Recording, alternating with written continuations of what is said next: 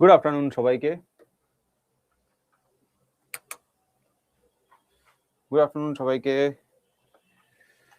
Joydeep good afternoon, Tanushree good afternoon, Palash good afternoon, সবাইকে good afternoon. Okay, hi hi. কারো এখানে first class, Radhe Radhe, Rana Arya. আচ্ছা, এবার বলো একটু, দুদিন যা পড়ালাম কার কার কি কি মাথায় ঢুকলো, মাথার উপর দিয়ে গেল, কার কার কি কি মাথায় ঢুকলো আর কার কার কি কি মাথার উপর দিয়ে গেল।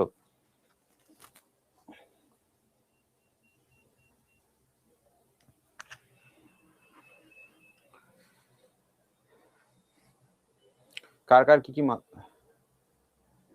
নিজেদের মধ্যে কথা বলো না, নিজেদের মধ্যে ফালতু কথা বলো না।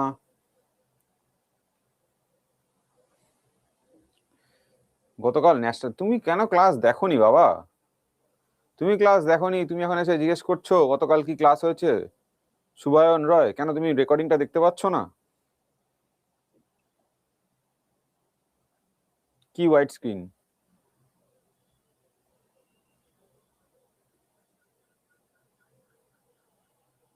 হ্যাঁ হ্যাঁ, করা যাবে। আজকে নতুন টপিক। আচ্ছা, তোমরা কি অডিও ভিডিও কি ভিজুয়াল আসছে? এটা আবার কি জাতীয় কথাবার্তা? সব তো বুঝেছি, জানি না কতখানি বুঝেছি মানে। নিকেতা, তুমি কি বলতে চাইছো? তুমি না বুঝে মুখস্থ করছো, না আমি ভুল পড়াচ্ছি, না আমি খারাপ পড়াচ্ছি? হোয়াট ডু ইউ মিন?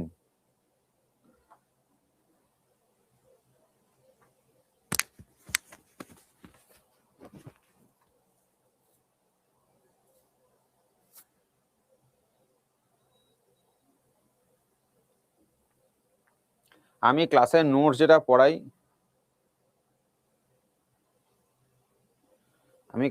পড়াই, তোমাদের টপিক ধরে ধরে পড়াচ্ছি। তোমাদের নোটস আমি বাংলা ইংরেজি দুটোতেই দিচ্ছি। কিছু কিছু সময় তোমাদের হয়তো দেখাবে আজকে যেমন নোটসগুলো ইংরেজিতে দেখাবে, কিন্তু নোটস যখন আপলোড হয়ে যাবে বিকেলের মধ্যে, তখন দেখবে নোটসের মধ্যে বাংলা ইংরেজি দুটো ল্যাঙ্গুয়েজই রয়েছে।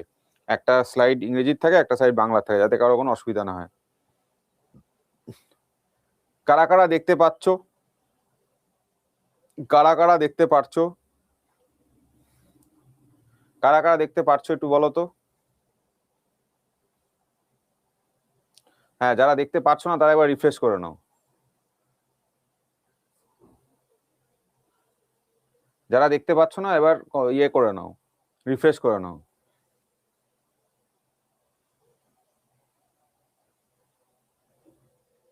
আমি পিডিএফ যেগুলো দিই সেগুলোতে সমস্ত একসঙ্গে সমস্ত নলেজটা থাকে, যাতে তোমাদের বুঝতে সুবিধা হয় সেইভাবে। আমি কখনো এটা দাবি করি না যে আমার পিডিএফ থেকে কোশ্চেন আসবে। এসএসসি, রেল, কোনো পরীক্ষায় কোনো এক্সাম কন্ডাক্টিং বডি আমার সঙ্গে আলাদা কোনো চুক্তি করে রাখেনি যে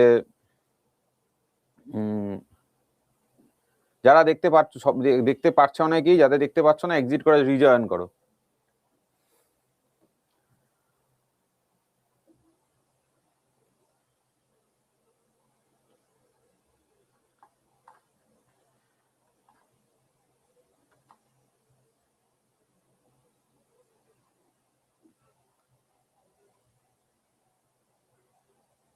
দেখো কেমন কোশ্চেন আসবে, তুমি এই নিয়ে ঘাটতে গেলে বিপদ আছে। তুমি কোশ্চেন কমনের চক্করে যেতে গেলে মুশকিল আছে। সবাইকে বলছি, সবার জন্য বলছি, নিকেতা এবং জয়দীপ অনেকেই কোশ্চেন করছে, এসব করতে গেলে মুশকিল আছে। দেখো, তুমি খুব সিম্পল ভাবে বোঝো। তুমি যদি মানে ওই কোন একটা সিনেমা ডায়লগ ছিল না, তুমি কাবিলাত কে পিছে ভাগো কামিয়াবি ঝাকমার কে তোমার পিছে আएगी, ওই লজিকে চলো। সিম্পল, ওই লজিকেই চলো, আর কিচ্ছু না, আর কিছু না। সিম্পল এই লজিকে চলো যে तुम कामयाब बनो, तुम काबिल बनो, कामयाबी तुम्हारी पीछे चक मार के आएगी। তো কি কোশ্চেন আসবে, কোশ্চেনের পিছনে ছুটো না।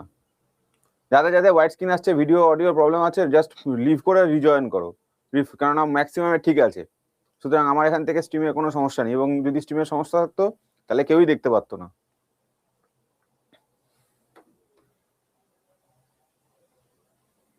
আগে বোঝো, বুঝে নাও, তারপরে গিয়ে তারপরে কোশ্চেনের পেছনে নাও। প্রথমে যদি তুমি কোশ্চেন চেস করতে যাও, তুমি কোশ্চেন মুখস্থ করবে। জাস্ট আন্ডারস্ট্যান্ড, একটা জিনিস খুব বেসিক লজিক বোঝো। আরে প্রণব, তোমার যদি হোয়াইট স্ক্রিন আসে, তোমাকে তো বলছি লিভ করো, লিভ করে রিজয়েন করো। যাদের যাদের দেখতে পাচ্ছ না তারা লিভ করে রিজয়েন করো, ঠিক আছে? চলো এখন ফালতু বকা বন্ধ করো।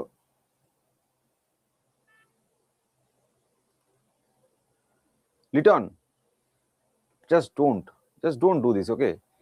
তুমি you are a grown up man, if you are a, যাই লিটন নামটা ছেলেদেরই মনে হচ্ছে obviously, you are a grown up man. তোমায় কিভাবে নোট করতে হবে, কি নোট কপি করতে হবে, এগুলো আমার শেখানোর সময় না। You are way ahead of your ahead in your life. তুমি ক্লাস 1-2 এর বাচ্চা নও যে তোমাদের এগুলো আমায় শেখাতে হবে যে নোট করতে হবে কি করতে হবে না। আমরা পড়িয়ে দিচ্ছি, আমরা বুঝিয়ে দিচ্ছি, আমরা পিডিএফ দিয়ে নিচ্ছি। তুমি পিডিএফ প্রিন্ট আউট করবে না পিডিএফ মোবাইলে ডাউনলোড করে বা ল্যাপটপে ডাউনলোড করে রাখবে, সেটা রেফার করবে, পরে শর্ট নোট বানাবে কি বড় নোট বানাবে, that is completely your choice. এই কোশ্চেনগুলো আমার এখানে ক্লাসে এসে করার নয়। তোমরা সবাই এখানে চাকরি প্রার্থী পাবলিক, সবাই এখানে চাকরির জন্য পড়াশোনা করতে এসছো, একটা সার্টেন এজ তোমাদের হয়ে গেছে। তো এইসব বোকা বোকা কোশ্চেন এখানে করবে না আমার সঙ্গে। এবার তোমাদের যদি কথা বলা হয়ে গিয়ে থাকে, আজকে টপিকটা খুব ছোট টপিক, তার আগে হ্যাঁ আমি শুরু করবো। আমি শুরু করার আগে দেখি 2 দিন ধরে পড়ালাম, কি পড়াশোনা হচ্ছে তোমাদের। শুধু ফ্যাকাল্টি খাটলে তো হবে না, আমি একা খেটে গেলাম, পুড়িয়ে গেলাম, তারপরে 5 নম্বর ক্লাসে গিয়ে দেখলাম, 5 নম্বর লেকচারে গিয়ে দেখলাম 1 নম্বর লেকচার সবাই ভুলে গেছে। তো ও সব নেই চলেগা। আমার এখানে আসতে হবে, আমার এখানে পড়তে হবে, বুঝিয়েও দেবো, সব মাথায় ঢুকিয়ে দেবো, কিন্তু বাড়িতে পড়তে হবে। সো ফার্স্ট থিং বলো, GDP at market price equal to কি? জিডিপি অ্যাট মার্কেট প্রাইস কালকেই পড়িয়েছি যারা কালকে ছিলে, ইজ ইকুয়াল টু কি? জিডিপি অ্যাট ফ্যাক্টর কস্ট, তারপরে কি যোগ হবে কি বিয়োগ হবে বলো, বলো, ফিল ইন দ্য ব্ল্যাঙ্কস করো, বলো বলো বলো। নাম ধরে জিজ্ঞেস করবো, সুদীপা চ্যাটার্জি বলো।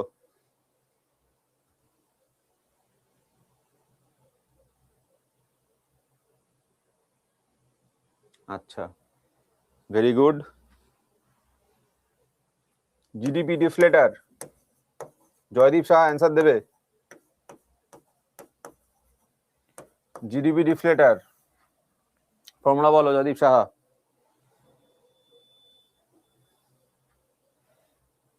Joydeep Saha, GDP deflator formula বলো। জয়দীপ লিখেছে ট্যাক্স, অনেকেই লিখছে ট্যাক্স মাইনাস সাবসিডি, ওটা ট্যাক্স লিখিনি গো, ওটা ইনডাইরেক্ট ট্যাক্স লিখেছিলাম, মনে করে দেখো। ব্রেডের এক্সাম্পল দিয়ে বলেছিলাম কি হবে, ইনডাইরেক্ট ট্যাক্স যুক্ত হবে, মানে জিএসটি পে করো, জিএসটি কি indirect tax. Joydeep Saha, GDP deflator formula কি ছিল?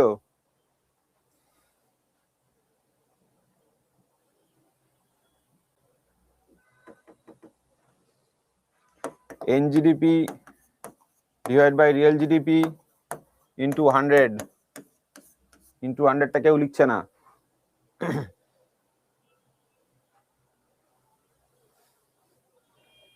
ঠিক আছে জয়দীপ, এই জায়গাটা ভুলে গেছো, রিভিশন করে নেবে, অ্যান্সার দিতে পারো নি, ওকে। চলো নেক্সট বলো, মৌমিতা বলো, মৌমিতা বলো, মৌমিতা বলো। ইনফ্লেশন অ্যাডজাস্টেড যে জিডিপিটা হয়, ইনফ্লেশন অ্যাডজাস্টেড যে জিডিপিটা হয় সেটা কোনটা, রিয়েল না nominal?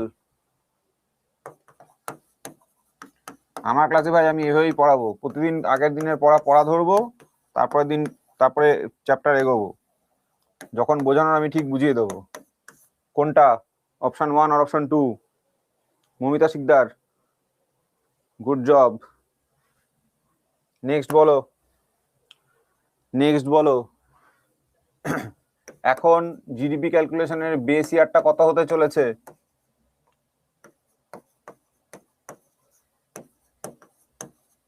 Base year of GDP calculation কত হতে চলেছে? Joydas, 2026 is absolutely wrong. যারা 2026 অ্যান্সার করছো অ্যাবসলিউটলি রং, অ্যাবসলিউটলি রং। পই করে কালকে ক্লাসে বলেছি। হ্যাঁ সুপ্রিয়া দা 2027।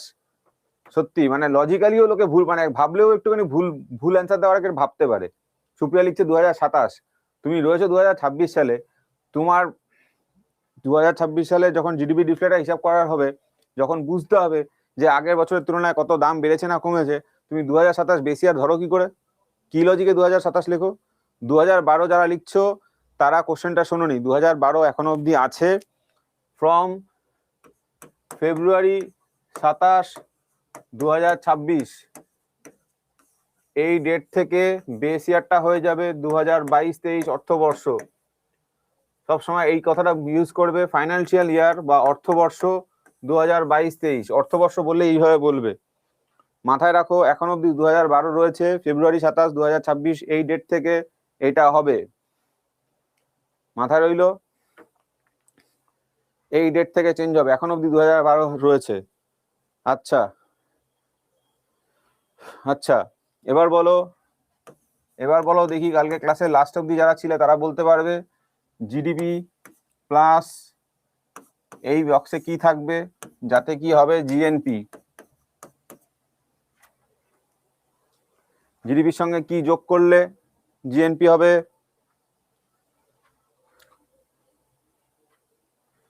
দুটো পাবলিকই ঠিক, তবে একটা টেকনিক্যাল ব্যাপার বলে দিই, একটু ধৈর্য শুনে নাও। ডিপ্রেশন লিখেছে জয়দীপ, হায় রে, ডিপ্রেশন লিখেছে জয়দীপ। ওটা ডিপ্রেশন না, ডিপ্রেশন মানুষ দেবদাস হয়ে গেলে হয়, ওটা ডিপ্রেশন না বাবু, ওটা ডেপ্রিসিয়েশন, ঠিক আছে? ডেপ্রিকোশন লিখে যাবার, আরে ডেপ্রিসিয়েশন বলছি, ও ডেপ্রিকোশন লিখছে, কি সমস্যা তোমার? ডেপ্রিকুয়েশন কি লিখছো তুমি ওটা?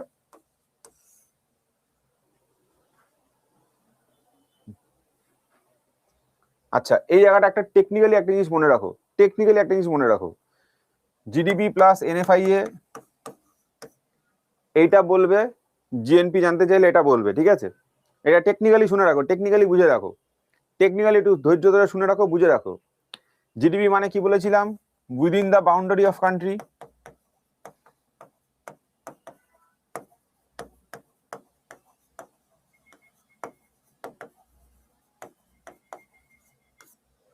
আর এটা কি net foreign income from abroad.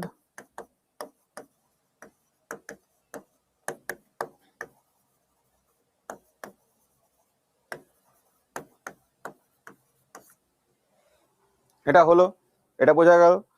যখন গ্রস ন্যাশনাল প্রোডাক্ট বলি আর ডেপ্রিসিয়েশনের গল্পটা আনি,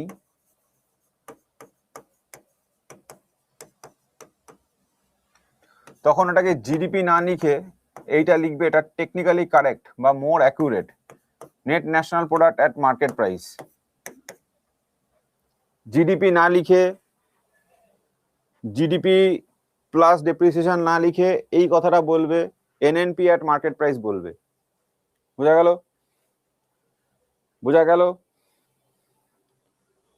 গেল? এটা মানেও GDP at market price, but net national প্রোডাক্টটা বলাটা বেটার। একই জিনিস, বোঝানোর সময় যা বুঝি সেম জিনিস, শুধু নামটা নোমেনক্লেচারটা টেকনিক্যালি আলাদা, টেকনিক্যালি এটা মোর কারেক্ট। ধরো কথার কথা কোনো জায়গায় কোনোদিন ইন্টারভিউতে বসেছো, তো এটা দেখাবে, যদি অপশন থাকে অপশনে জিডিপি এনএনপি একই ব্যাপার, একসঙ্গে দেবে না, চিন্তা নেই, কোনোভাবে একসঙ্গে দেবে না। কিন্তু যদি কোথাও কাউকে বলো, কোনো ইন্টারভিউতে বসে কোনোদিন বলো net national product at market price, এই কথাটা ইউজ করবে, নট জিডিপি। ওকে, বোঝা গেল? ওকে, আচ্ছা। এবার আগের দিন একটা ছোট্ট জায়গা আমি বাধ্য হয়েছিলাম ছেড়ে দিতে, কারণ অনেকক্ষণ ক্লাসটা হয়ে গেছিল, সেটা একটুখানি বলে দিয়ে আজকের টপিকটা শুরু করব। আজকের টপিক হচ্ছে ইন্ডিয়ান এগ্রিকালচার, মানে বেসিক্যালি ভারতবর্ষে কিভাবে কি কৃষিকাজ হয় সেটা নিয়ে। তো সেটা করার আগে একটুখানি যেটুকুনি বাকি আছে সেটা বলে দিই। সেটা হচ্ছে খুব সহজ ব্যাপার, তোমরা আগের দিন ক্লাসের মধ্যে তোমরা অলরেডি বুঝেছো।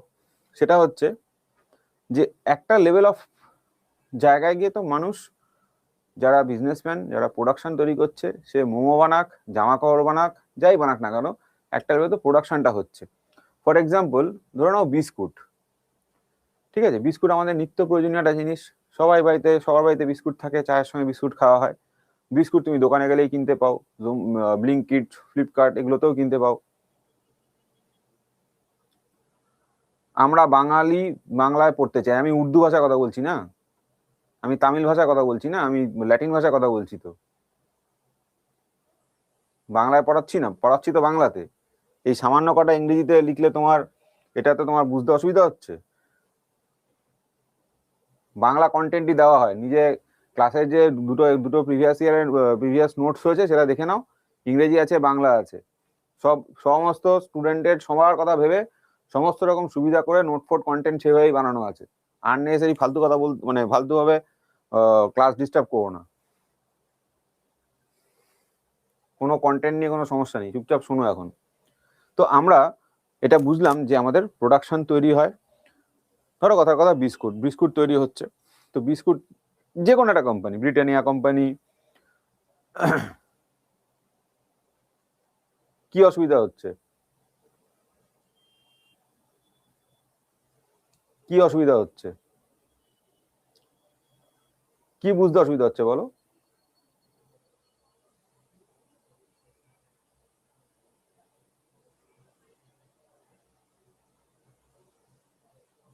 সুমন বলো, কি বুঝতে অসুবিধা হচ্ছে?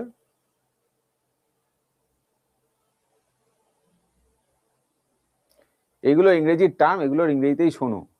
জিডিপি বাংলায় লেখা আর ইংরেজিতে লেখার মধ্যে কোনো পার্থক্য নেই।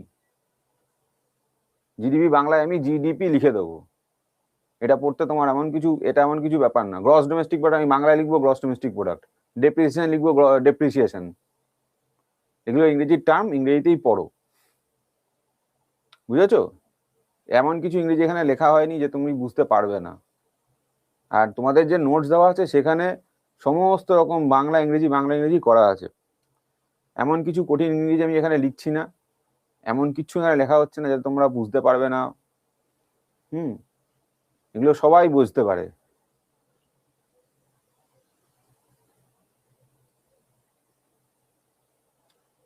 দেখো ম্যাক্সিমাম লোক বলবে কোনো অসুবিধা হচ্ছে না, এমন কিছু কঠিন ইংরেজি বলছি না আমি।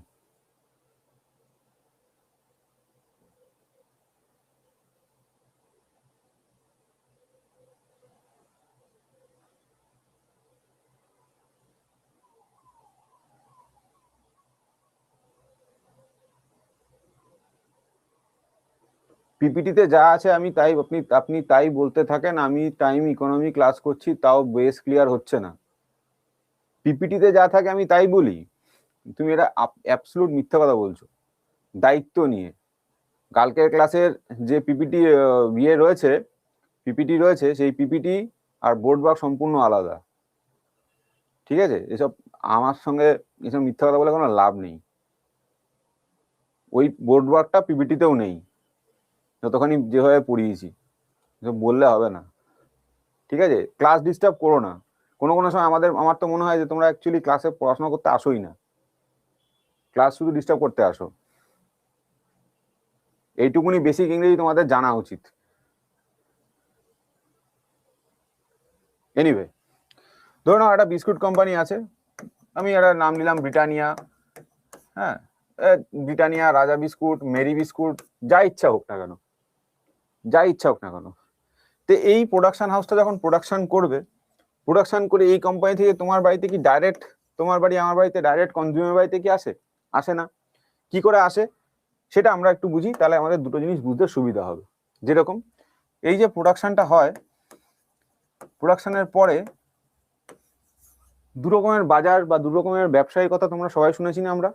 যেমন একটা হচ্ছে খুচরো বিক্রেতা, একটা হচ্ছে পাইকারি বিক্রেতা। তো এই প্রোডাকশনটার পরে প্রোডাকশনটা কোথায় আসে? হোলসেলারের কাছে আসে।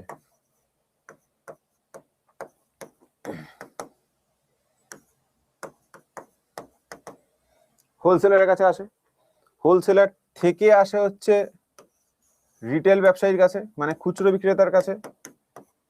দেখবে তোমাদের তোমাদের পাড়ার কোনো না কোনো জায়গায় দেখবে যে আজকেও একজন বিস্কুটের আছে, কেউ একজন তেলের হোলসেলার আছে, তার কাছে থেকে এরিয়ার সমস্ত মুদিখানা দোকানে তেলটা যায়। দেখবে অনেকে এটাও শুনেছে, হয়তো অনেকের ব্যবসা বা রোজগারের পন্থাটাই হচ্ছে ডিলারশিপ নেওয়া বা হোলসেলারশিপ নিয়ে নেওয়াটা। তো একটা কথা ভাবো, যে প্রোডাকশন হাউস থেকে যখন হোলসেল মার্কেটে আসছে, প্রোডাকশন মার্কেট থেকে যখন হোলসেল মার্কেটে আসছে, সেইখান থেকে যখন ট্রান্সপোর্টটা হবে রিটেল মার্কেট অব্দি আসার, সেখানে একটা অ্যাডিশনাল কস্টিং আছে না, ট্রান্সপোর্ট কস্ট। আরে কালকে ক্লাস হয়েছে ভাই, কারা এরা? কালকে ক্লাস লাইভ আমি করেছি। কি কালকে ক্লাস হয়নি? কালকে ক্লাস হয়নি। তোমাদের যদি কারোর ক্লাস করতে ইচ্ছা না হয় বেরিয়ে যাও, সিম্পল কথা, বেরিয়ে যাও। আর এরকম আলতু ফালতু কমেন্ট করে যদি ডিস্টার্ব করতে আসো, এখানে মার্ক করছি, নোট করছি, ব্লকই করিয়ে দেবো। কি পড়াই না পড়াই আমি জানি, আমি কিরম পড়াই, কি পড়াই, কতগুলো স্টুডেন্ট পড়াই আমি জানি। কালকে ক্লাস হয়নি, পরশুদিনের ক্লাস হয়নি, হাবি জাবি সব লিখতে এলে সব বলো, একবার সাহস করে আরেকবার লেখো, ছবি তুলছি, কালকে ব্লক করিয়ে দেবো, কিচ্ছু যায় আসে না আমার। এসব কথাবার্তা বলে আমাকে ডাইভার্ট করতে চলে বের করে দেবো ক্লাস থেকে। পড়াতেই দিচ্ছে না ছেলে বলে।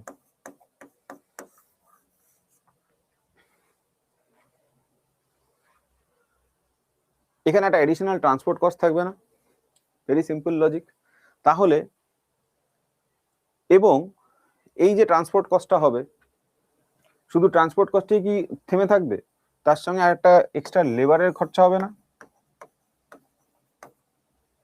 এবং আনুষঙ্গিক খরচা, লাইসেন্সিং, হ্যানা ত্যানা যা যা আছে। তো কথা বলার, এত কিছু বলার কারণটা হচ্ছে, এই প্রোডাকশন অবধি কি ছিল আমাদের? আমরা কি বুঝেছিলাম প্রোডাকশন অবধি? ফ্যাক্টরস বা ফ্যাক্টর কস্ট, এটা আমরা কালকে পড়েছিলাম। যখন প্রোডাকশন হচ্ছে তখন আমার ফ্যাক্টর কস্টটা কাজে লাগছে।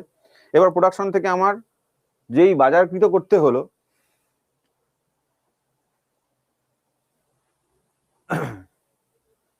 যেই সেখান থেকে বাজারকৃত হলো, বাজারে আনতে হলো, তাকে কি দিতে হচ্ছে? ইনডাইরেক্ট ট্যাক্স দিতে হচ্ছে, তাকে কি দিতে হচ্ছে? সাবসিডি দিতে হচ্ছে। সেগুলোর থেকে আমার জিডিপিআর ফ্যাক্টর কস্ট থেকে জিডিপিআর মার্কেট প্রাইস, এটা আমরা বুঝে গেছি। এখন আমি বেসিক কথা বলছি, জিনিসের যখন দাম বাড়বে তখনই প্রোডাকশন থেকে হোলসেল তো হয়ে গেল, কিন্তু তারপরে যখন রিটেলে আসবে, সে তো আরো মাল্টিপল অ্যামাউন্ট অফ ট্রান্সপোর্ট আছে, আরো লেবার চার্জ আছে। Yes or no? শুধু তাই নয়, এই রিটেল মার্কেটে আছে যোগান এবং চাহিদার জন্য তারতম্যের সমস্যা। কিরকম গল্প হচ্ছে? খুব সিম্পল ব্যাপার। ধরো যে কোনো একটা খুব ফ্র্যাজাইল প্রোডাক্ট, বা যেটা খুব তাড়াতাড়ি নষ্ট হয়ে যেতে পারে, যেরকম পাউরুটি বা দই নষ্ট হবে না, সরি, দুধ বা এরকম জাতীয় প্রোডাক্ট, যেগুলো খুব তাড়াতাড়ি আইদার খেয়ে ফেলতে হবে, ইউজ করে ফেলতে হবে, অথবা জিনিসটা একেবারে নষ্ট হয়ে যাবে। তো সেই জিনিসটার জন্য যদি মার্কেটে, এই রিটেল মার্কেটে চাহিদার তারতম্য হয়, যেমন পুজোর সময় ফুলের চাহিদা বাড়ে, পুজোর সময় দুধের চাহিদা বাড়ে, ইয়েস অর নো? আবার যখন সেটা শেষ হয় তখন চাহিদাটা কমেও। তাহলে এই অনুযায়ী তো এই ট্রান্সপোর্টের যারা সাপ্লাই করছে, ট্রান্সপোর্টের গাড়িটা যে দিচ্ছে, সে তো নিজের ভাড়াটা বেশি করে রাখবে বা কম করে রাখবে। তাহলে এখানে যেরকম প্রাইস ইনক্রিজ হবে হোলসেল মার্কেটে, আর রিটেলে যেরকম প্রাইস ইন্ডেক্স হবে, সেটা কি সেম হবে? সেটা সেম হবে না।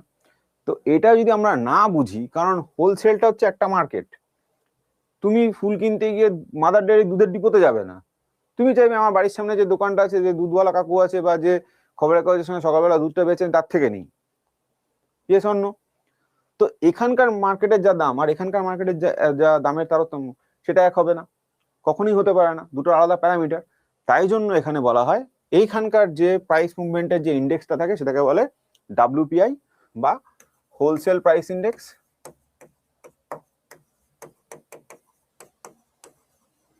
আর রিটেল মার্কেটে যেটা হয় সেটাকে বলা হয় কনজিউমার প্রাইস ইন্ডেক্স।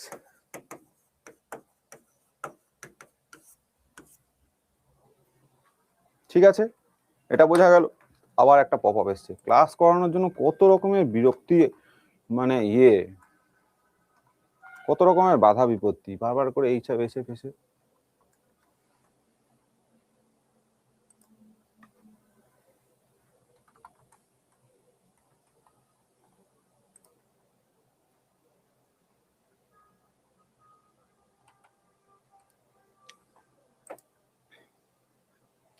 চলো, এটা বোঝা গেল, ঠিক আছে। আচ্ছা, এবার আসি আমরা আজকের টপিকে। সেটা হচ্ছে agriculture in India. Agriculture India আমি ঝট করে প্রথমে আগে বুঝিয়ে দিচ্ছি কি কি কোশ্চেন আসে, কোশ্চেন ওরিয়েন্টেড কি কি, সেগুলো দেখিয়ে দিচ্ছি।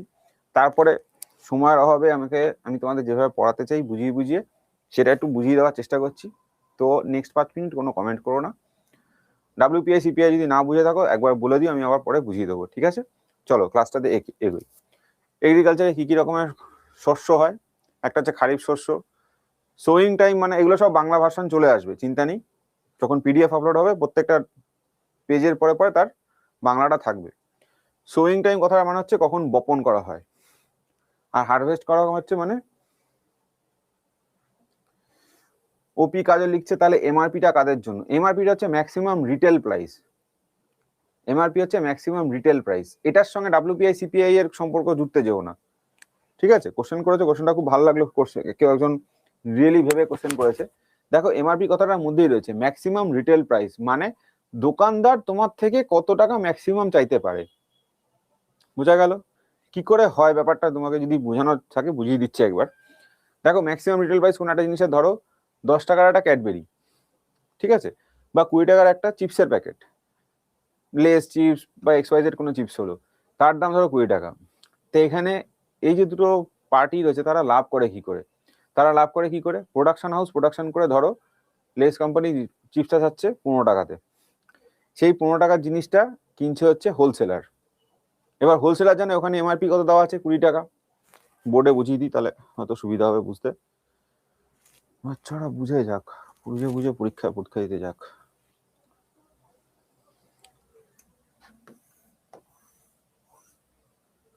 এটা হচ্ছে প্রোডাকশন, এটা হচ্ছে হোলসেল, এটা হচ্ছে রিটেল, এটা হচ্ছে তুমি আমি মানে কনজিউমার।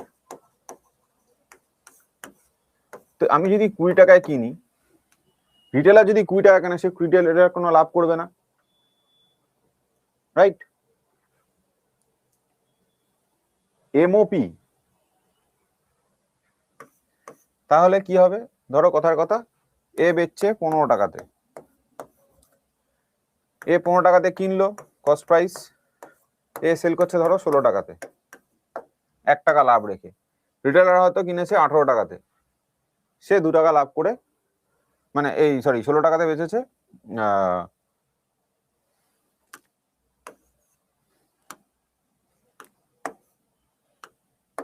15 টাকায় কিনেছে, ধরো 18 টাকায় সেল করেছে। এ তাহলে 18 টাকায় কিনেছে কস্ট প্রাইস, এ তোমাকে সেল করছে সেলিং প্রাইস 20 টাকাতে। এই হচ্ছে MRPর গল্পটা, ঠিক আছে? এবার MRP কেন বলা আছে? যে MRP এ 18 টাকায় কিনে তোমায় চাইলে স্টক ক্লিয়ার করার জন্য বা কোনো ইচ্ছায় 19 টাকায় বেচতে পারে। একই কনজিউমার কাস্টমার একই, কনজিউমার কাস্টমার কোনো পার্থক্য নেই, একই ব্যাপার। কনজিউম করছে মানে যে কিনছে, যে কনজিউম করবে, যে কনজিউমার করা মানে কি, যে মানে নিজে ভোগ করবে। কনজিউম মানে হচ্ছে ভোগ করা। কাস্টমার কিনছে মানে কি, সে তো কাস্টমার কিনে তো ভোগ করবে, একই ব্যাপার। কনজিউমার কাস্টমার একই ব্যাপার।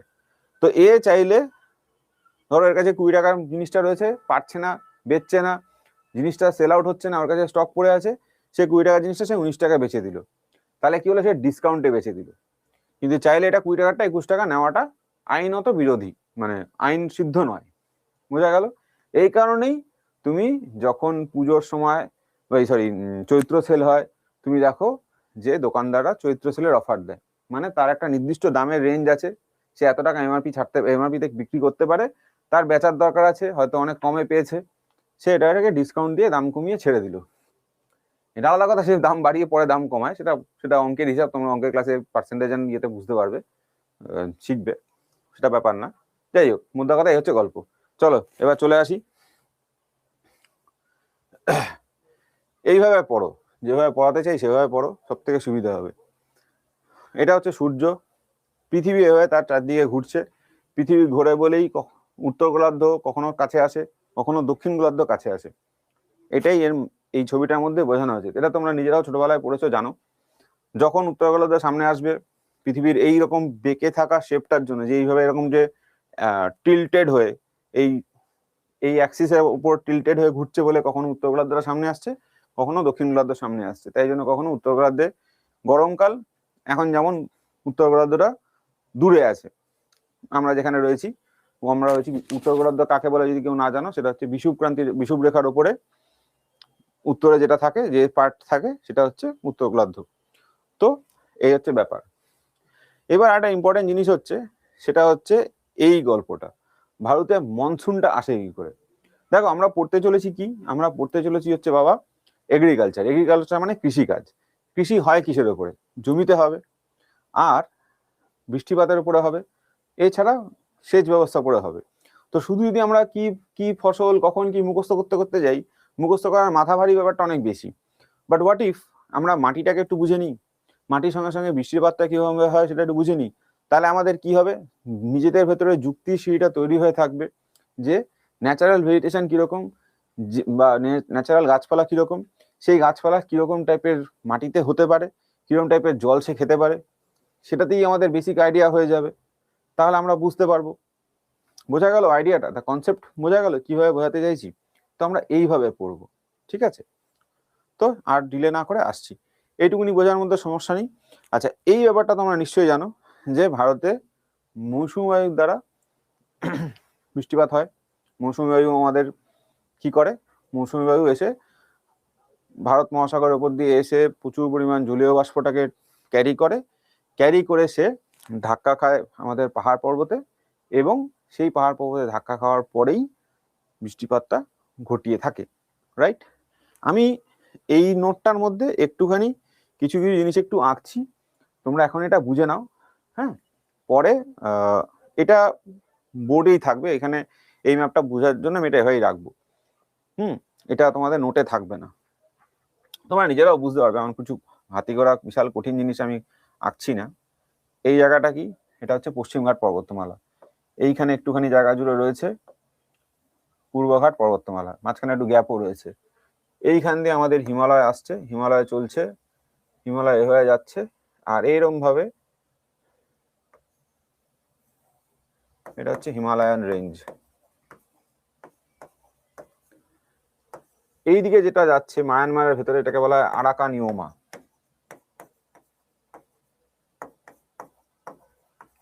বা অত কিছু দরকার নেই, শুধু আরাকান মনে রাখো তাহলেই হবে, আরাকান পর্বতমালা, বেশি মাথা চাপ নিয়ে লাভ নেই। তোমরা কেউ কোরিওলিস ফোর্সের নাম শুনেছো? কোরিওলিস ফোর্স, কোরিওলিস ফোর্সের নাম শুনেছো? কোরিওলিস ফোর্সের ব্যাপারটা একটু বুঝিয়ে দিই, তাহলে বুঝতে পারবে কেন দক্ষিণ পশ্চিম ব্যাপারটা আসছে। জিওতে শুনেছো তো? দেখো একদম সবকিছু খুব লজিক্যাল, এটাই হচ্ছে খুব বুঝে বুঝে পড়ার মজাটা হচ্ছে এখানেই। এইটা যদি পৃথিবী হয়, এইটা যদি পৃথিবী হয়, যেহেতু পৃথিবী এইভাবে ঘোরে, এদিকটা ওয়েস্ট এদিকটা ইস্ট, যেহেতু পৃথিবী এইভাবে ঘোরে নিজের অক্ষের উপরে, এই দিক থেকে এই দিকে যে হাওয়াটা আসছে সেটা এরকম বেঁকে যেতে হয়, রাইট? এটাই আমরা বলি কোরিওলিস ফোর্স। দেখো এটাও আমি এভাবে রেখেছি, এই হাওয়াটা যেই আসছিল সেই হাওয়াটা এখান থেকে মৌসুমী বায়ুটা এরকম বেঁকে গেল, রাইট?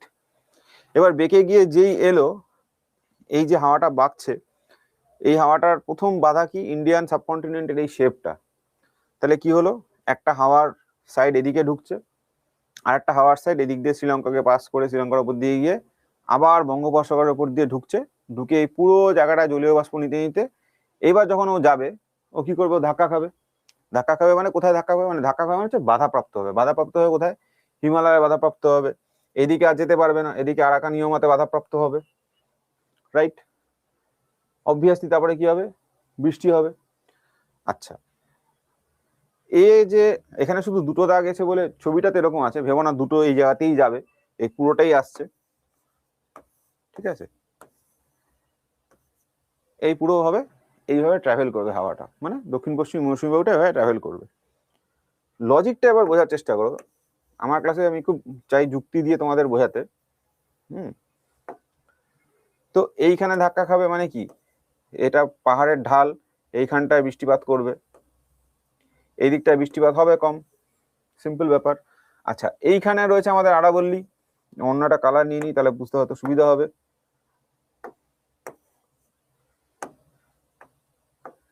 এইখানটায় আমাদের রয়েছে হচ্ছে আরাবল্লী পর্বতশ্রেণী, আরাবল্লী আবার কি হচ্ছে,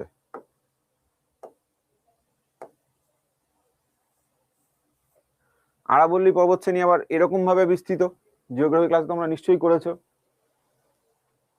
তাহলে এইখানে আরাবল্লীতে ওকে হাওয়াকে ধাক্কা দেওয়ার জন্য কেউ নেই, দক্ষিণ পশ্চিম মৌসুমী বায়ুকে ধাক্কা দেওয়ার জন্য কেউ নেই, তাহলে বেরিয়ে যাবে।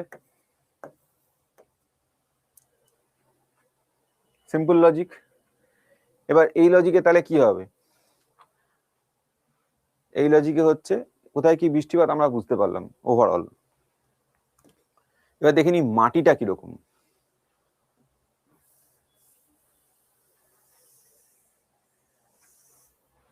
ভারতের মাটি বিভিন্ন রকম প্রকারভেদ আছে, আশা করি তোমরা দেখতে পাচ্ছ। আমি তাও স্ক্রিনটাকে একটু বড় করার চেষ্টা করছি যতখানি তোমাদের সুবিধা করে দেখানো যায়। ভারতের মৃত্তিকা মোটামুটি এইভাবে রয়েছে। এই ডিপ গ্রিনটা হচ্ছে ফরেস্ট অ্যান্ড মাউন্টেনাস মাটি, এইটা হচ্ছে অ্যালুভিরাই পেন, তার নিচে এই লালটা হচ্ছে রেড সয়েল, এটা হচ্ছে ব্ল্যাক সয়েল, এই গ্রে কালারের রয়েছে। এই একটু ইয়ে কালারটা একটু যে লালের মধ্যে একটু ফেড কালারটা, এই যে এটা হচ্ছে ল্যাটেরাইট মৃত্তিকা, লাল মৃত্তিকা, ঠিক আছে। তো এই হচ্ছে ব্যাপার। এবার দেখো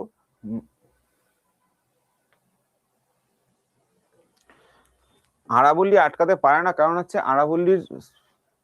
আরাবল্লীর লোকেশনটা মোটামুটি এরকম জায়গায়, আর আমাদের মৌসুমী বায়ুটা যেটা আসছে সেটার লোকেশনটা হচ্ছে মানে সেটার গতিপথটা হচ্ছে এরকম।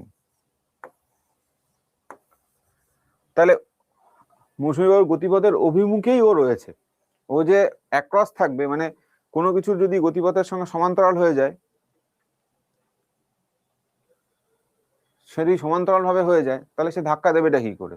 এখানে কেন ধাক্কা পাচ্ছে, কারণ এই যে গতিপথটা আসছিল এইভাবে যে মৌসুমী বায়ুটা যাবে, বা এখানে পশ্চিমঘাট পর্বতমালা এখানে রয়েছে বলে ধাক্কাটা পাচ্ছিল, এইখানে হিমালয় রয়েছে বলে ধাক্কাটা পাচ্ছিল, ধাক্কা দেওয়ার জন্য এটা বাউন্ডারি করছে। আরাবল্লীর সঙ্গে সমস্যাটা কোথায়, আরাবল্লী নিজেই ওর গতিপথের সঙ্গে সমান্তরাল হয়ে যাচ্ছে, তাই জন্য ধাক্কা খাওয়ার জায়গা পাচ্ছে না। রিটার্ন বুঝতে পারলে, রিটার্ন বুঝতে পারলে, রিটার্ন বুঝতে পারলে? কাইন্ডলি তাড়াতাড়ি রেসপন্ড করো, আমি চাই না কেউ কোনো ডাউট ফেলে দিয়ে যাক, তাড়াতাড়ি রেসপন্ড করো। বুঝতে না পারলে বলো, আবার বলছি। এখন অব্দি মাথায় ঢুকছে না কারো মাথার উপর দিয়ে যাচ্ছে? এখন অব্দি কি পড়াচ্ছি মাথায় ঢুকছে না মাথার উপর দিয়ে যাচ্ছে? বাকিরা ঝট করে একটু রেসপন্ড করে দাও। বুঝতে পারছো না খুব কঠিন লাগছে?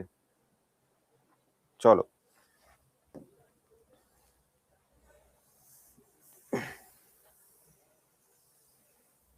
নোটস নিয়ে চিন্তা করো না, এই মুহূর্তে নোটসটা এখানে ইংরেজিতে রয়েছে, ঠিক আছে।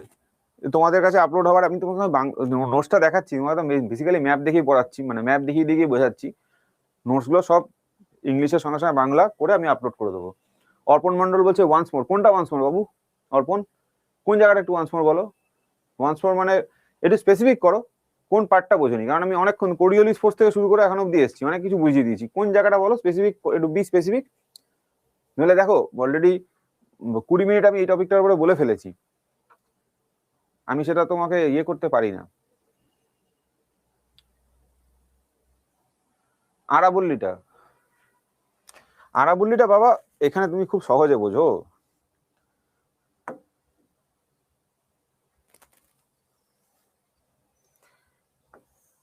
মৌসুমী বায়ু এইভাবে যাচ্ছে,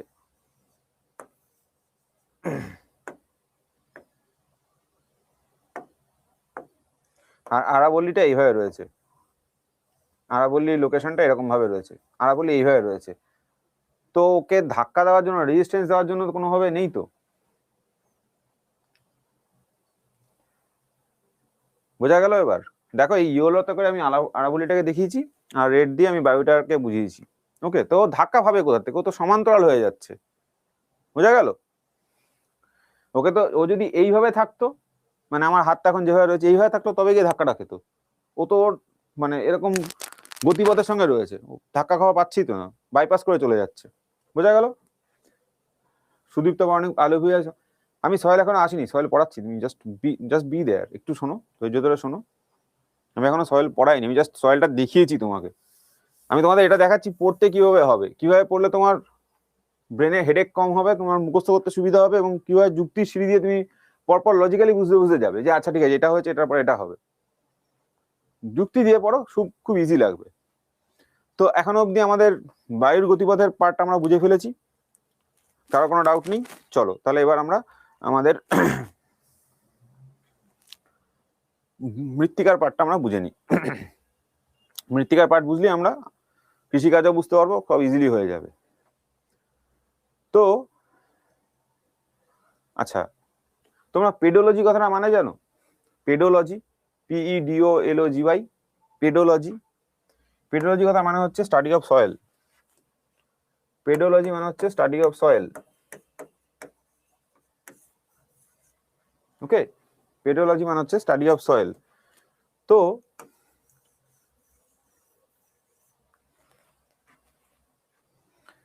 কি করে সয়েল তৈরি হয় আমরা নিশ্চয়ই জানি, পাহাড় ভেঙে ভেঙে ভেঙে ভেঙে সয়েল তৈরি হয়। পাহাড় ভেঙে ভেঙে তৈরি হয়, পাহাড় ভেঙে ভেঙে মাটি তৈরি হয়। তো পাহাড় ভাঙে হয় কি, বড় বড় লেভেলের পাথর থাকে, সেটা যদি ভাঙে সেটার থেকে একটু ছোট সাইজের হবে, সেটার থেকে যদি ভাঙে আর একটু ছোট সাইজের হবে, আর একটু ছোট, আর একটু ছোট, এরকম করে সাইজ গুলো, যত সাইজ ছোট হবে তত এরকম চলে আসবে।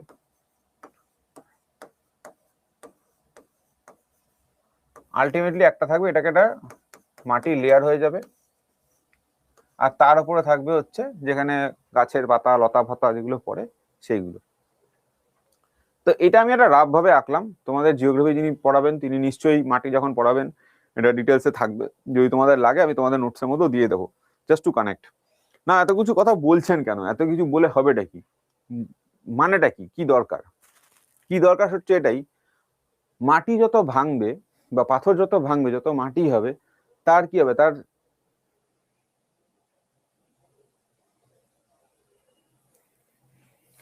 শুনে নাও,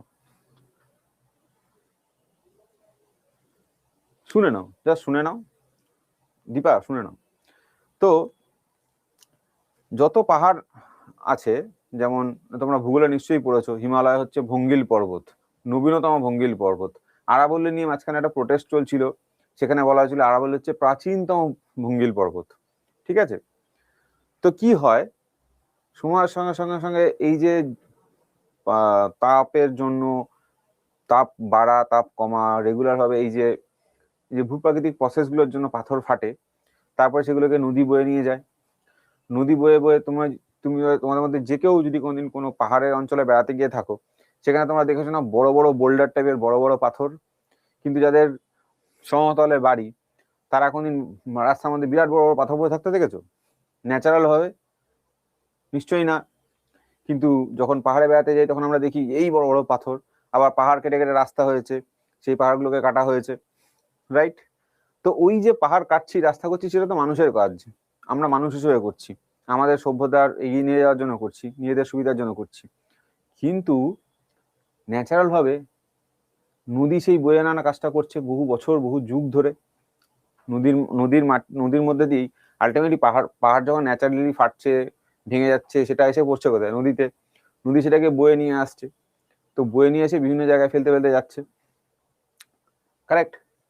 তো এবার মনে করে দেখো এখানে রয়েছে আমাদের কি কি জিনিস, এদিক থেকে কে আসছে,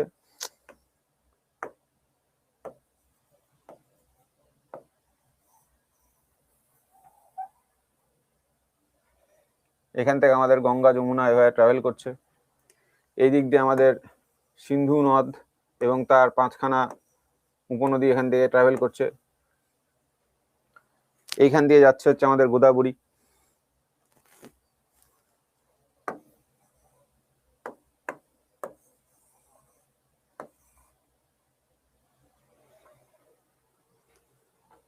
রাইট? তো এই পাহাড় তার যে রেসিডিউ পলি সেগুলো চলে এসছে আমার এখানে, তাহলে এই পুরো প্লেনটা কি হবে, সমতল। সমতল মানে প্লাস এখানে সবসময় জলের সুবিধা, জল অ্যাভেলেবেল, বন্যা হোক যাই হোক না কেন মাটিটাকে উর্বর রাখছে, এই হলো আমার উর্বর মাটি। এইবার চলো মাটি সম্বন্ধে তোমাদের আইডিয়া মোটামুটি হয়ে গেছে। এবার চলো অ্যাকচুয়াল টপিকে চলে আসি, আর সময় নষ্ট করার দরকার নেই।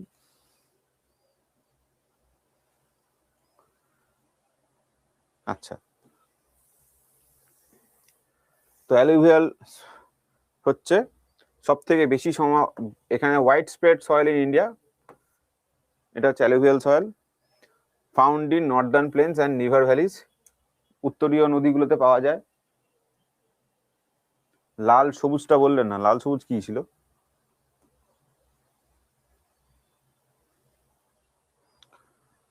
সবুজ, এটা তো মাউন্টেনাস সয়েল, এটা হচ্ছে ল্যাটেরাইট মৃত্তিকা। লালটা হচ্ছে sorry red and yellow soil, আর এই পার্টগুলো হচ্ছে, এটা হচ্ছে রেড অ্যান্ড ইয়েলো সয়েল, আর এটা হচ্ছে ল্যাটেরাইট মৃত্তিকা। আচ্ছা, এটাও শুনে রাখো যে তোমাদের ভূগোলের ক্লাসে এটা আরো ভালো হবে। দুরকম ভাবে মাটি লাল হয়, ঠিক আছে? দুরকম ভাবে মাটি লাল হয়। কিরকম ভাবে মাটি লাল হয়? একটা হচ্ছে মানে মাটির মধ্যে কি করে, লাল মানে কি? লাল মানে এটা তোমাদের নর্মাল বুদ্ধিতে মনে হয় না যে লোহা থাকলে লাল হবে? দেখো লাল কখন হবে? যখন লোহা থাকবে। এবার লোহা কি করে থাকে? লোহা হচ্ছে, লোহার বেশি মান কি করে হয়? লোহা তোমরা নিশ্চয়ই জানো যে যখন অক্সিজেনের সঙ্গে বিক্রিয়া হয় লোহাতে জং ধরে, মরচে পড়ে। Yes or no? তো মাটি যখন ভেঙে ভেঙে এরকম অবস্থায় চলে এসছে, এবার এখানে যদি এখান দিয়ে বৃষ্টির ধারা যায়, কি হবে? মাটির মধ্যে থাকা যত রাজ্যের যা মিনারেলস গুলো আছে সেগুলো ভেতরে ঢুকবে। যেহেতু লোহা, ধাতু, অক্সিজেন, জল একসঙ্গে থাকবে, ফেরিক অক্সাইড তৈরি করবে। বোঝা যাচ্ছে? শুধু বৃষ্টির জন্য না, অ্যাটমসফিয়ারিক প্রেসারের জন্য হয়। রেড সয়েল মোটামুটি অ্যাটমসফিয়ারিক প্রেসারের জন্য হয়। বোঝা গেল? এবার জাস্ট একটু নর্মাল লজিকে ভেবে দেখো, এই যে অঞ্চলটা বলছি এটা মোটামুটি ছোটনাগপুর মালভূমি অঞ্চল না? এই যে অঞ্চলটা দেখছো, ছোটনাগপুর মালভূমি অঞ্চল না এটা? Yes or no? আমরা এমনিতেই জানি ছোটনাগপুর মালভূমি অঞ্চল খনিজ সম্পদে সমৃদ্ধ। কানেক্ট হচ্ছে? এবার লজিকটা কানেক্ট হচ্ছে? লজিকটা কানেক্ট হচ্ছে?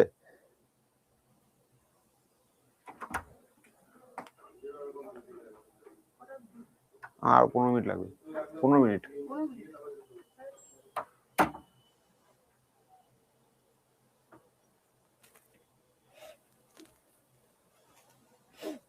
ঠিক আছে, চলো।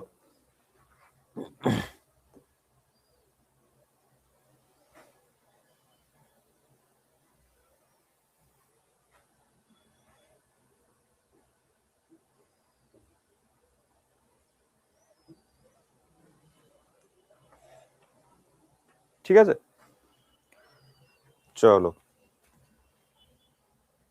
তবে তোমাদের এটা ভূগোল ক্লাসে আরো নিশ্চয়ই তোমাদের যিনি ফ্যাকাল্টি থাকবেন তিনি পড়াবেন।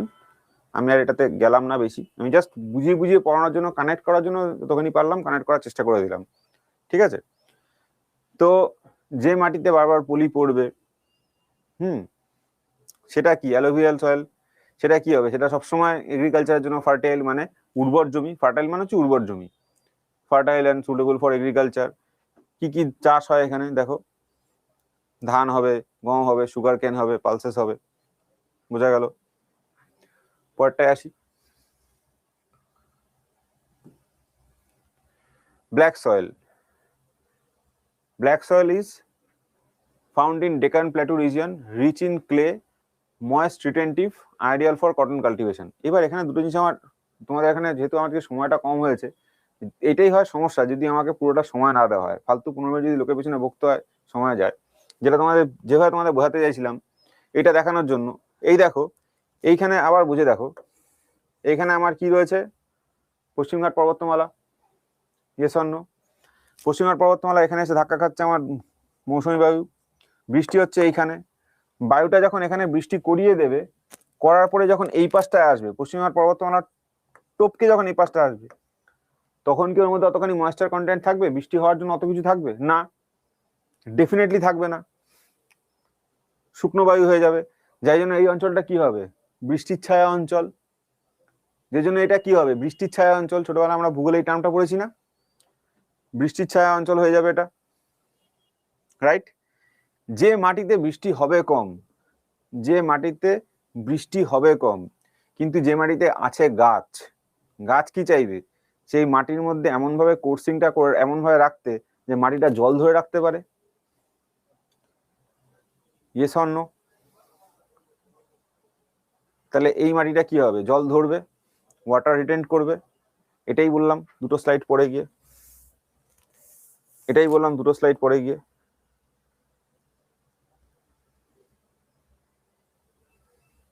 এই যে রিচ ইন ক্লে, তোমাদের যেটা পড়াতে চাইছিলাম ক্লে, স্লিল্ট, এইগুলোর পার্টগুলো পড়াতে চাইছিলাম। মাটির না অনেকগুলো সাইজ হয় জানো তো, এগুলো পড়াতে চাইছিলাম, যেগুলো পুরো এই ক্লাসের ডিস্টার্বিং এলিমেন্টটা সময় খেয়ে দিয়েছে, কিছু করার নেই, এখন আর পড়াতে পারলাম না।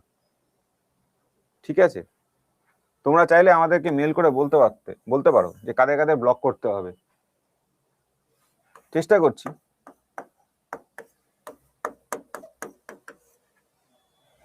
এগুলোর একটা সাইজ হয়, সাইজ অনুযায়ী মাটির সাইজ হয়। যেমন বড় পাথর, বজরি, এই যে ব্যাপারগুলো হয়, আমি পরের দিন দরকার একটু এঁকে সময় মানে এঁকে তোমাদের দেখিয়ে দেবো বা নোটের মধ্যে দিয়ে রাখবো, বুঝতে সুবিধা হবে। যাই হোক, এখন সময়ের অভাব, কারণ অলরেডি 1টা বেজে গেছে। আমার ক্লাসে 15 মিনিট সময় নষ্ট করলে তোমাদেরই ক্ষতি, আমার ক্ষতি না। তো ময়েশ্চার রিটার্ন করবে, আইডিয়াল ফর কটন কাল্টিভেশন। এই রেগুর মৃত্তিকা বা কৃষ্ণ মৃত্তিকা, ব্ল্যাক সয়েল মানে কৃষ্ণ মৃত্তিকা, এর অপর নাম হচ্ছে রেগুর। এই রেগুর মৃত্তিকা যে কটন কাল্টিভেশনের জন্য কোন মৃত্তিকাটা ভালো, এটা রেগুর, এটা বোধহয় WBCS এর এক্সামে কম করে 7 থেকে 8 বার এসছে, কম করে। রেলের এক্সামে প্রিভিয়াস ইয়ারে যদি একদম ধরে চেক করা হয় তাহলে সেটা কম করে মানে 4 থেকে 5 বার কম করে, যতখানি আমার মনে পড়ছে, তার বেশিও হতে পারে, বাট কম করে 4 থেকে 5 বার এটা এসছে, এই কোশ্চেনটাই। ঠিক আছে, আমি ক্লাসের মধ্যেই তোমাদের তৈরি করে দেবো, যেভাবে তোমাকে পড়লে মুখস্থ করতে করতে যেতে পারবে। ঠিক আছে, তো এখান থেকে যদি WBCS দিয়ে থাকো বা দাও, দেখবে তাহলে সে যদি কোনোদিন কোশ্চেন দেখে থাকো,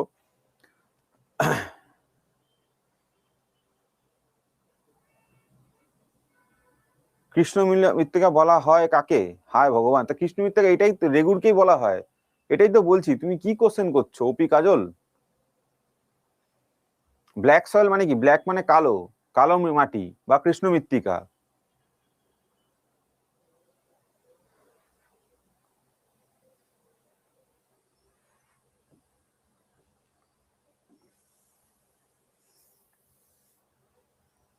চলো পরেরটা এগোই। রেড সয়েল অলরেডি বলে দিলাম, আয়রন কন্টেন্টের জন্য ইয়ে হবে, লাল রঙের ইয়ে হবে, এবং সাদার্ন অ্যান্ড ইস্টার্ন রিজিয়ন পার্টে রয়েছে, বুঝিয়ে দিয়েছি। ব্ল্যাক সয়েল বুঝিয়ে দিয়েছি, রেড সয়েল বুঝিয়েছি, ল্যাটেরাইট বুঝিয়ে দিয়েছি। ল্যাটেরাইট কেন হয়? ইন্টেন্স লিচিং এর জন্য হয়, এটা বুঝিয়ে দিয়েছি। মাটিটার রংটা কালো, তাই জন্য ব্ল্যাক সয়েল, ব্ল্যাক মাটি বলা হয়। ঠিক আছে,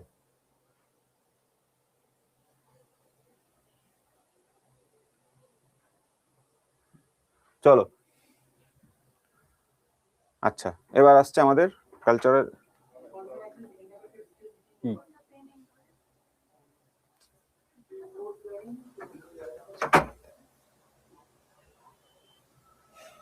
খারিফ শস্য জুন থেকে জুলাইয়ে বপন করা হয়, সেপ্টেম্বর অক্টোবরে ফসল কাটা হয়। হাই টেম্পারেচার এবং হাই রেনফল প্রয়োজন হয়।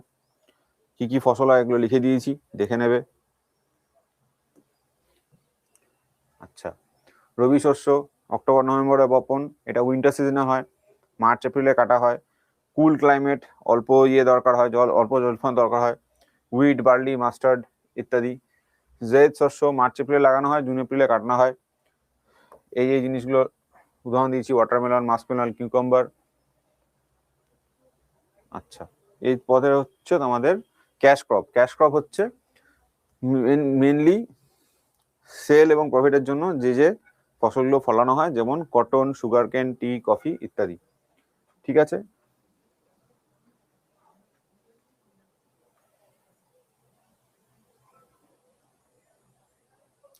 ওকে। আচ্ছা, কালকে এই টপিকের একটু এক্সটেনশন পার্ট থাকবে, সেটা হচ্ছে আমাদের গ্রিন রেভলিউশনটা একটুখানি পড়িয়ে রাখতে হবে। ওকে, গ্রিন রেভলিউশনটা একটু পড়ে রাখবো। আজকের ক্লাসে কে কে কি বুঝলে কি বুঝলে না একটু বলে দাও, কার কার মাথার একদম উপর দিয়ে রাখলো। ক্লাস কেমন লাগছে তোমাদের বলো। আজকে পড়াতে পারবো না বাবু, অলরেডি আমাদের টাইম শিডিউল আছে। এখন তোমার ক্লাস নেই, কিন্তু এই স্টুডিওতে অন্য ম্যাডামের ক্লাস আছে, অন্য ফ্যাকাল্টির ক্লাস আছে, সময় নেই। ওটা গ্রিন রেভলিউশন একটুখানি বসানো আছে, আমি বুঝিয়ে দেবো, অসুবিধা নেই। কিন্তু ক্লাসগুলোকে ডিস্টার্ব করো না, কিছু কিছু ডিস্টার্বিং এলিমেন্ট থাকে, তারা ক্লাসগুলোকে ডিস্টার্ব করো না, ক্লাসটাকে ডিস্টার্ব করো না। আমার ক্লাসে 15 মিনিট সময় নষ্ট করা মানে তোমার ক্ষতি, আমার কিছু না। আর আমাদের কিন্তু আমার 10টাই টোটাল 10টা কি 11টা ক্লাস হবে।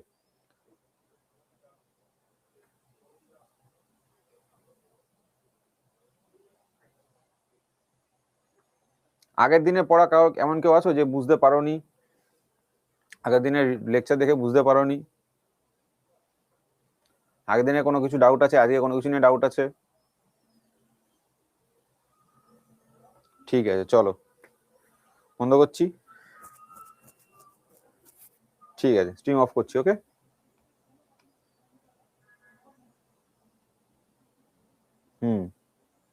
চলো টাটা, বন্ধ করছি স্ট্রিম। হ্যাঁ।